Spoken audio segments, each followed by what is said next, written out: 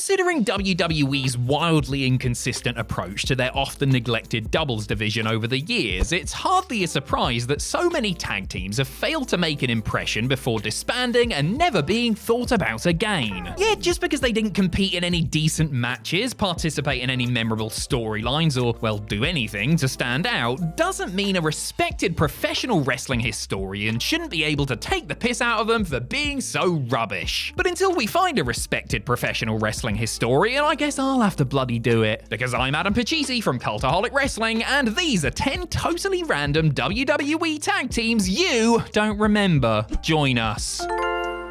Number 10, Charlie Haas and Viscera. Charlie Haas had enjoyed success with Shelton Benjamin and Rico, winning the WWE Tag Team titles with both men, but his career was stuttering when he accidentally knocked Lillian Garcia off the ring apron prior to his match with Johnny Nitro on an episode of Raw. WWE took this real-life mishap and weaved it into a storyline, with the world's largest love machine, Viscera, standing up for Lillian's honor. After fighting over Garcia's affections for a few weeks, a series of events resulted in Big Vis flattening the ring announcer with a Samoan drop, causing the two love rivals to share a laugh and then form a tag team. The storyline leading up to their formation was infinitely more memorable than the actual team itself, whose main roles seemed to be serving as punching bags for D-Generation X in a series of gauntlet and handicap matches. They had a couple more bouts on Raw and a handful on Heat, as well as one as part of a 4-team Texas Tornado match at Cyber Sunday, before Haas quietly dropped Viscera off in catering and reformed the world's greatest tag team. Number 9, Christopher Nowinsky and Rodney Mack. Between being a referee and finding his true calling as the general manager of SmackDown, Teddy Long tried his luck by going back to managing. Fans may recall that Long guided Jazz to the WWE Women's title and tried to make Mark Henry into a monster again, but they may not recall him trying to steer Rodney Mack and Christopher Nowinsky towards tag team glory. They mainly feuded with the Dudleys and even teamed with Long in a 6-man loss at Insurrection before securing their biggest win ever as a team against Bubba and Devon at Bad Blood. Though they received something of a small push, Mack and Nowinsky didn't have great chemistry as a duo, likely due to the tough enough runner-ups inexperience. To be fair, Nowinsky probably wasn't too concerned with how his ring work was progressing, since he was dealing with the debilitating post-concussion symptoms which would force him to retire while teaming with Mack, with their last match being a house show victory over Rosie and Tommy Dreamer. Number 8, Ron Simmons and Reverend Devon.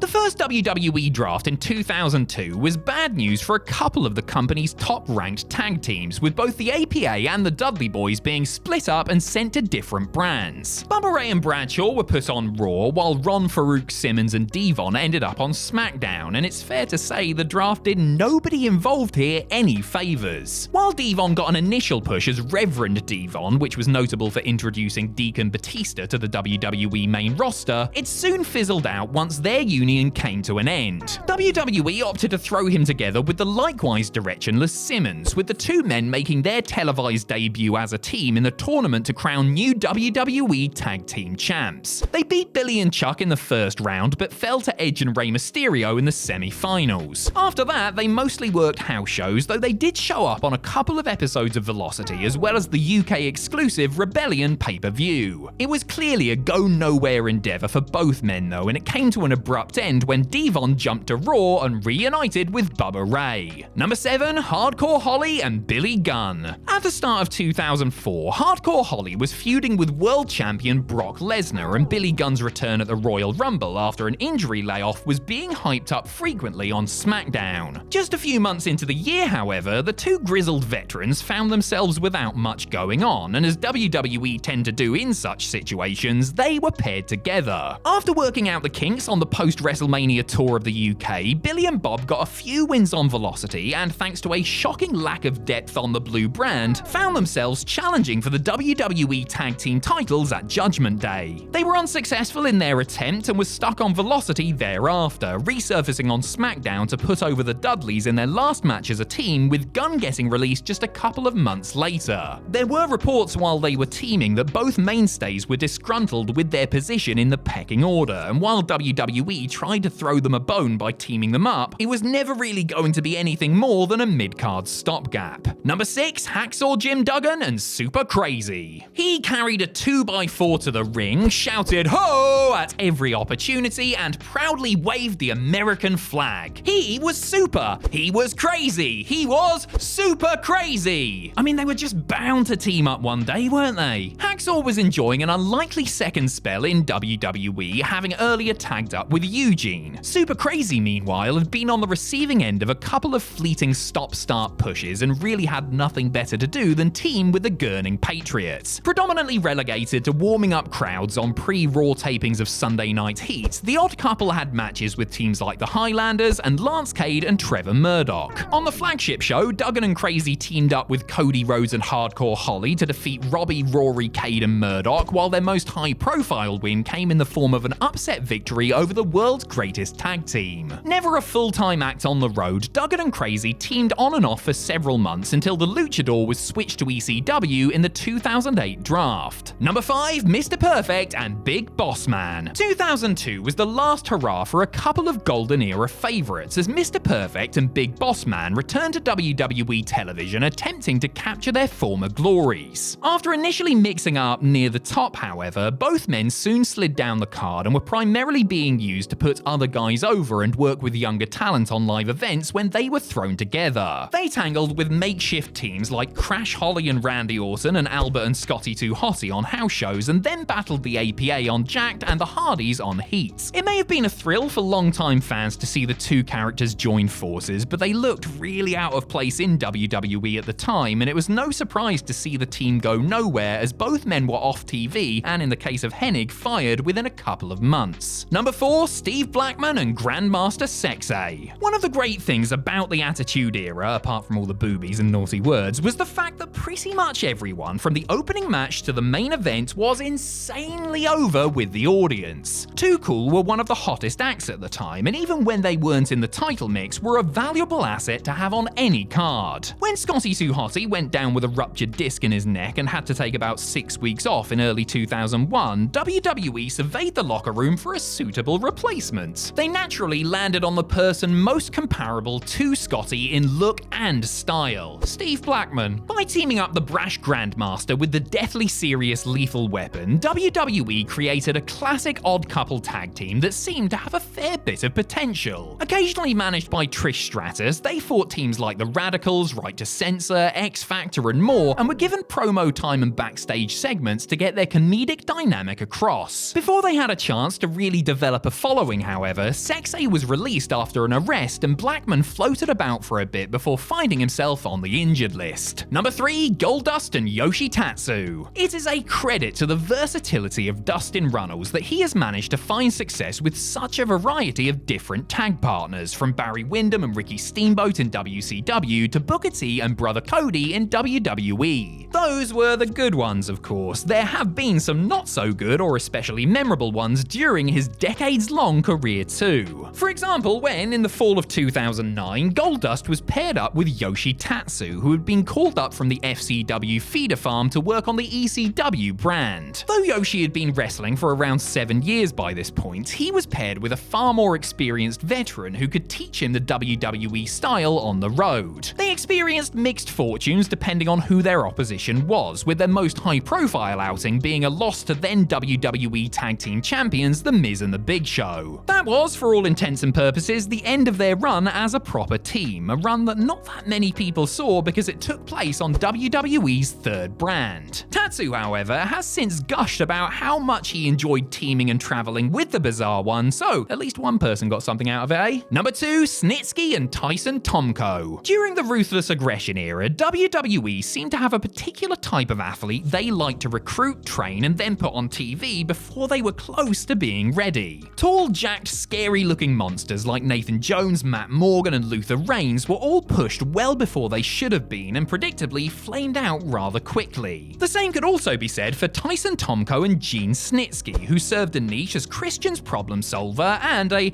baby-killing foot fetishist, respectively. Despite their complete lack of experience as a team, they scored back-to-back opportunities at the Big Show and Kane's World Tag Team titles in what turned out to be their only outings on Raw. Aside from that, they worked house shows and heat against, well, nobody interesting, unless you find the Heartthrobs interesting, in which case I'm very, very sorry. TOMCO quit when a promised push failed to materialize, and Snitsky was put with Goldust instead. Number 1, Matt Hardy and the Great Khali. You know, it's not really fair on the Great Khali, because even though he was just as charismatic, popular, nimble, and dare I say it, handsome as Jeff Hardy, he was always going to be unfavorably compared to him when teaming up with Jeff's older brother, Matt. The elder Hardy and the Punjabi Playboy became a team in January of 2010 and had their first match together in a 4-way tag title #1 contenders match on SmackDown. They were unsuccessful in that endeavor, but continued to team up and gained several wins over the Hart Dynasty, which included a 6-man triumph with John Morrison and Drew McIntyre added into the mix, along with an intergender match loss featuring Maria and Natalya. And then, just like that, the team of Matt Hardy and the Great Khali came to an end after a little over a month, with backstage reports indicating that management felt they had to stop them quickly before they got so powerful that they ended up taking over the entire wrestling business. Alright, I might have made that last part up. Truth is, this was really just a blip in the careers of both Khali and Hardy, but boy am I glad it happened. See ya!